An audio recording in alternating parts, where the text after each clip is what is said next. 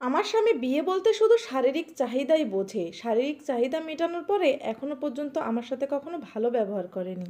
আমার বিয়ে হয়েছে ২ বছর হতে যাচ্ছে। হাজবেন্ড ঢাকায় থাকে। সে সপ্তাহে বা ১৫ দিনে একবার আসে। সে বৃহস্পতিবারের রাত 11:30-12টার দিকে আসে, তারপরে ভাত খেয়ে তার শারীরিক চাহিদা মিটিয়ে ঘুমিয়ে পড়ে। আমার স্বামী যখন বাসায় আসতো তখন তার হাতে অনেক জিনিসপত্র থাকতো, আর সেইগুলো নিয়ে সে সোজা তার মায়ের ঘরে উঠতো। এগুলো নিয়ে আমার কোনো আফসোস নাই। আমার জন্য কখনো আলাদা করে কোনো খাবারও নিয়ে আসেনি। আমার কি পছন্দ বাসায় এসে একবারের জন্য কখনো জিজ্ঞেসও করে না যে আমি কি চাই, আমি কেমন আছি। রাতে সে তার শারীরিক চাহিদা মেটানোর পরে ঘুমিয়ে পড়তো। আর আমি কি করব, আমিও নিশ্চুপভাবে ঘুমিয়ে যেতাম। আমি সব সময় চিন্তা করি সবার আগে সকালে ভোরবেলায় উঠে বাড়ির সব কাজকর্ম করব। আমার সেই বিয়ের শুরু থেকে আমি ভোর 5টায় উঠি। সকালের নাস্তা ওই 12টার দিকে করা হয়, আর এরপরে দুপুরে রান্না বান্না আর সংসারের যাবতীয় সব কাজ সেরে উঠতে আমার 3টা এবং 3:30 বেজে যায়। আমার স্বামীর সাথে বিয়ে হওয়ার পরে আমার যাবতীয় সকল ইচ্ছা আমি মাটি চাপা দিয়ে দিয়েছি। তারপরেও ইচ্ছা করে দুপুরে রান্নাবান্না করে যখন সবাইকে একসাথে খেতে দিই, আমার স্বামী একটু বলুক যে তুমি আমার পাশে এসে কয়টা খাও।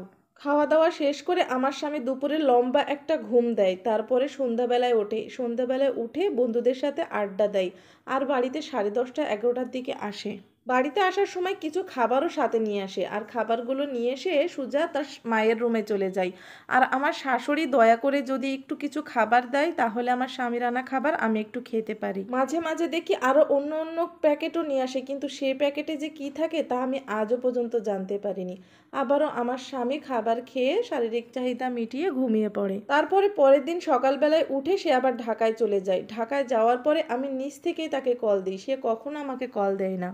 সকালে একবার আর রাত্রে একবার তাকে আমি কল দিই। ফোন দিলেও সে 2-3 মিনিটের বেশি কথা কখনোই বলে না, আর কথা বলতে গেলেও অনেক ব্যস্ততা দেখায়। সে সব সময় ফেসবুক ইউটিউবেই ব্যস্ত থাকে কথা বলার সময়। আর কথা বলার সময় সে ভালো কথা বলার থেকে রাগ দেখানো ঝাড়ি মারা কথাই একটু বেশিই বলে থাকে। আমি নিজ থেকে কখনো তর্ক করার চেষ্টা করি না। আমি সবসময় তার ফ্যামিলির সাথে ভালো ব্যবহার করি, কখনোই তার ফ্যামিলিকে ছোট করে কথা বলি না।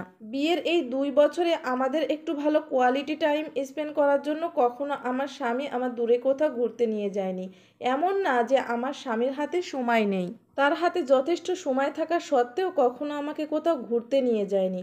আমাদের মধ্যে কোনো কোয়ালিটি টাইমই নেই। ঘরে কোনো নিয়ম শৃঙ্খল সহানুভূতিতা নাই। আমি নিজের মতো কিছুই করতে পারি না। দুপুরের রান্না বান্না শেষ করতে করতে 2টা-2:30 বেজে যায়, আর খাবার খেতে খেতে 3:30 বাজে। আর এদিকে রাত্রের খাবার 11টা-12টার দিকে সবার খাইয়ে দাইয়ে যেটুকু বেঁচে থাকে আমি ঠিক সেটুকুই খাই। মাঝে মাঝে মনে হয় কিছু একটা বানিয়ে খাই নিজের ইচ্ছা মতো, কিন্তু তাও খেতে পারি না। বানিয়ে খেতে গেলে 1000টা কৈফিয়ত দেওয়া লাগে। সবাই যেন খেতে গেলে কেমন একটা করে, এই দেখে আর কখনো আমার কিছু বানিয়ে খেতে ইচ্ছা করে না। আমার বড় যা সংসারের রাজত্ব করে। সংসারের যাবতীয় কাজ আমি করা সত্ত্বেও সে সবার সাথে বলে বেড়ায় সংসারের সব কাজ নাকি সে করে। আমি যদি সংসারে একটু ভালো থাকি তাহলে সে তার হিংসায় জ্বলে মরে। দোষ করি আর না করি কিংবা কোনো কিছু কোনো জায়গায় খুঁজে না পেলে সব কিছুই জোর করে আমার উপরে চাপিয়ে দেয়। মাঝে মধ্যে প্রায় সময় আমার সাথে দাঁত ঝাড়ি দিয়ে কথা বলে। আমার শাশুড়ি এসবের কোনো প্রতিবাদই করে না।